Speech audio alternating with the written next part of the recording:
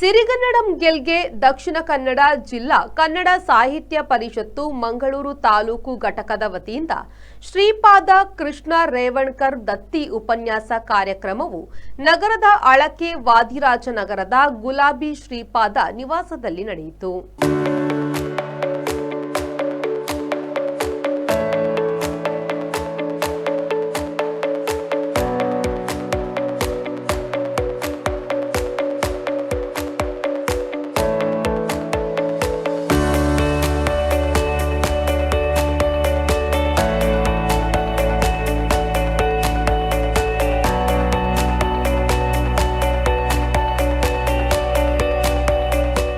ನಿವೃತ್ತ ಶಿಕ್ಷಕ ಸುಧಾಕರ್ ಪೇಜಾವರ ಮುಖ್ಯ ಅತಿಥಿಯಾಗಿ ಭಾಗವಹಿಸಿ ಮಾತನಾಡಿ ಕಾರ್ಯಕ್ರಮಕ್ಕೆ ಶುಭ ಹಾರೈಸಿದರು.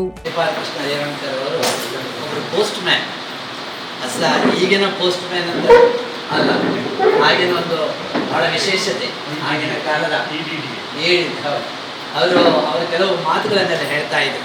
ಅವರ ಕಾಲದಲ್ಲಿ ಅವ್ರು ಬರುವುದಂದ್ರೆ ಊರಿಗೆ ಒಂದು ದೊಡ್ಡ ಸಂತೋಷ, ಒಂದು ಮಣಿ, ಅದೊಂದು ಶಬ್ದ, ಒಂದು ಏನಾದ್ರು ಈಗೆಲ್ಲ ಮಾಡ್ಕೊಂಡು ಆ ಥರದ ಒಂದು ಹಳೆ ನೆನಪುಗಳನ್ನು ಮಾಡ್ತಾ ಇದ್ರು.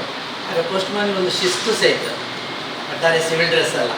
ಅವನನ್ನು ನೋಡಿದರೆ ಗೌರವ ಕೊಡುವ ರೀತಿಯಲ್ಲಿ ಒಂದು ಸಿಪಾಯಿ, ಅವನು ಒಳ್ಳೆಯ ಸುದ್ದಿಯನ್ನು ತರ್ತಾನೆ ಅಂತ, ಅಂದರೆ ಅವನು ಇಡೀ ಊರಿಂದ ಊರಿಗೆ ಒಬ್ಬ ಹುಂಡಿಯನ್ನು ಕೊಡುವಂತಹ ವ್ಯಕ್ತಿ ಅಂತ ಅವನ ಮೇಲೆ ಅಪಾರವಾದ ಗೌರವ ಕೂಡ ಇತ್ತು. ಒಂದು ದಿನ ಪೋಸ್ಟ್ ಮ್ಯಾನ್ ಬರೋದಿದ್ದರೆ ಕೆಲವರ ಮನೆಗೆ ಟಿಕೆಟ್ಸ್ ಆಗ್ತಾ ಇತ್ತು. ಆ ಥರದ ಅನುಭವವನ್ನು ಅವರು ಹೇಳ್ತಾ ಇದ್ರು. ಹಾಗೆ ಸರಿಯಾಗಿ ಗುಲಾಬಿ ಅಕ್ಕ ಸಾಕು, ಅವರು 6 ಮಕ್ಕಳನ್ನು ಹೆತ್ತಿದ್ದಾರೆ. 3 ಗಂಡು ಮಕ್ಕಳು ಇಲ್ಲೇ ಇದ್ದಾರೆ, 3 ಹೆಣ್ಣು ಮಕ್ಕಳು ಒಬ್ಬರು ಇಲ್ಲೇ ಬಂದ್ದಾರೆ, ನಮ್ಮ ಜೊತೆ ಇದ್ದಾರೆ. ಚಂದ್ರಕಾಂತ ಪಿಸಾನು ಅವರೆಲ್ಲ ಕೆಲಸದಲ್ಲಿ ನಮ್ಮ ಜೊತೆಯಾಗಿದ್ದು. ಮಂಗಳೂರಿಗೆ ಪ್ಯಾಲೇಸ್ ಅಂತಿರಲಿಲ್ಲ, ಎಲ್ಲ ಕಟ್ಟಡದ ಅಪಾರ್ಟ್ಮೆಂಟ್ ಅಂತ. ಹಾಗೊಂದು ಮಂಗಳೂರಿಗೆ ಒಂದು ಪ್ಯಾಲೇಸ್ ಬೇಕಲ್ಲ, ಹಾಗೆ ಸಾನು ಪ್ಯಾಲೇಸ್ ಫಸ್ಟ್ ಅದನ್ನು ನಾನು ಒತ್ತಿ ಹೇಳಿದೆ. ಗ್ರಾಮೀಣ ಬದುಕು ಶಿಕ್ಷಣ ನೀತಿ ಎಂಬ ವಿಷಯದ ಬಗ್ಗೆ ಮಂಗಳೂರಿನ ಎಸ್ಟಿಎಂ ಕಾನೂನು ಕಾಲೇಜಿನ ಸಹಾಯಕ ಪ್ರಾಧ್ಯಾಪಕ ಪುಷ್ಪರಾಜ್ ಕೆ ಅವರು ದತ್ತಿ ಉಪನ್ಯಾಸ ನೀಡಿದರು.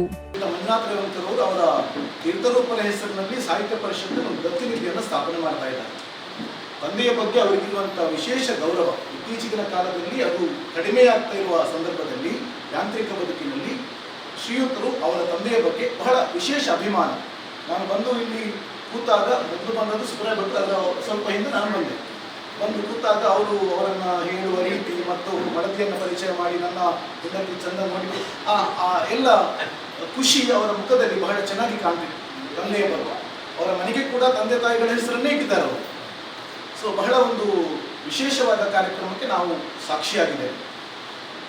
ಮತ್ತು ಆಯ್ಕೆ ಮಾಡಿಕೊಂಡಿರುವಂಥ ಒಂದು ವಿಷಯ ಕೂಡ ಗ್ರಾಮೀಣ ಬದುಕು ಮತ್ತು ಶಿಕ್ಷಣ.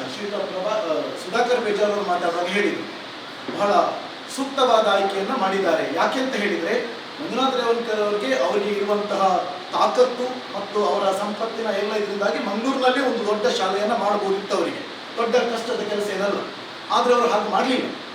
ಗ್ರಾಮೀಣ ಪ್ರದೇಶಕ್ಕೆ ಹೋಗಿ ಅಲ್ಲಿ ಒಂದು ಸಂಸ್ಥೆಯನ್ನು ಮಾಡಿದೆ. ನಾನು ಅವರ ಸಂಸ್ಥೆಗೆ ಹೋಗಿದ್ದೇನೆ. ಬಹಳ ಬಡ ವರ್ಗದ ಮಕ್ಕಳು ಕೂಡ ಅವರ ಶಾಲೆಯಲ್ಲಿ ವಿದ್ಯಾಭ್ಯಾಸಕ್ಕೆ ಬರ್ತಾರೆ. ಒಂದಷ್ಟು ಡೊನೇಷನ್ ತೆಗೆಯೋದಿಲ್ಲ. ಅಲ್ಲಿ ಅವರನ್ನು ಏನೋ ಉದ್ಧಾರ ಮಾಡಬೇಕು ಅಂತ ಹೇಳುವಂಥ ಒಂದು ಕನಸನ್ನು ಹೊತ್ತಿರುವಂತಹ ಒಂದು ಒಳ್ಳೆಯ ಮನಸ್ಸನ್ನು ಹೊಂದಿರುವ ರೇವಣ್ಕರ್ ಅವರು ಈ ಕಾರ್ಯಕ್ರಮಕ್ಕೆ ಒಂದು ಒಳ್ಳೆಯ ವಿಷಯವನ್ನು ಆಯ್ಕೆ ಮಾಡಿ ಮಾತಾಡಲಿಕ್ಕೆ ಕೇಳಿಕೊಂಡು.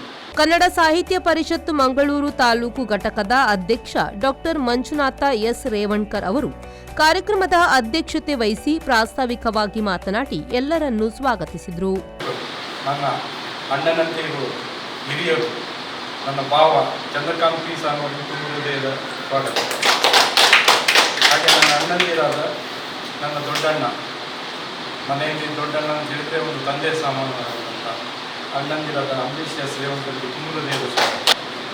ನಮ್ಮ ಕಾರ್ಯಕಾರಿ ಸಮಿತಿಯ ಸದಸ್ಯರಾಗಿದ್ದಾರೆ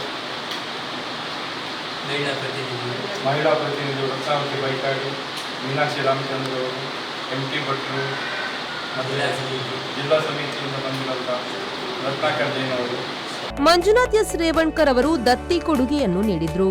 ಶ್ರೀಪಾದ ಕೃಷ್ಣ ರೇವಣ್ಕರ್ ಅವರ ಭಾವಚಿತ್ರಕ್ಕೆ ಗಣ್ಯರು ಪುಷ್ಪನಮನ ಸಲ್ಲಿಸಿದರು. ಮಂಗಳ ಬಿಲ್ಡರ್ಸ್ ಅಂಡ್ ಡೆವಲಪರ್ಸ್ನ ಮಾಲಕ ಚಂದ್ರಕಾಂತ್ ಪಿ ಸಾನು, ದೀಪಾ ಜುವೆಲ್ಲರ್ಸ್ನ ಅಂಬರೀಶ್ ಎಸ್ ರೇವಣ್ಕರ್, ಮೇಘಾ ಜುವೆಲ್ಲರ್ಸ್ನ ರಾಜೇಂದ್ರ ಎಸ್ ರೇವಣ್ಕರ್, ಕನ್ನಡ ಸಾಹಿತ್ಯ ಪರಿಷತ್ತು ಕೇಂದ್ರ ಮಾರ್ಗದರ್ಶಿ ಸಮಿತಿ ಸದಸ್ಯ ಡಾಕ್ಟರ್ ಮುರಳಿ ಮೋಹನ ಚುಂತಾರು ಹಾಗೂ ಕನ್ನಡ ಸಾಹಿತ್ಯ ಪರಿಷತ್ತಿನ ಪದಾಧಿಕಾರಿಗಳು, ಕನ್ನಡ ಸಾಹಿತ್ಯ ಪರಿಷತ್ತು ಮಂಗಳೂರು ತಾಲೂಕು ಘಟಕದ ಪದಾಧಿಕಾರಿಗಳು ಮತ್ತು ಕಾರ್ಯಕಾರಿಣಿ ಸದಸ್ಯರು ಉಪಸ್ಥಿತರಿದ್ದರು. ಶರತ್ ಸಾಲ್ಯಾನ್, ವಿ4 ನ್ಯೂಸ್, ಮಂಗಳೂರು.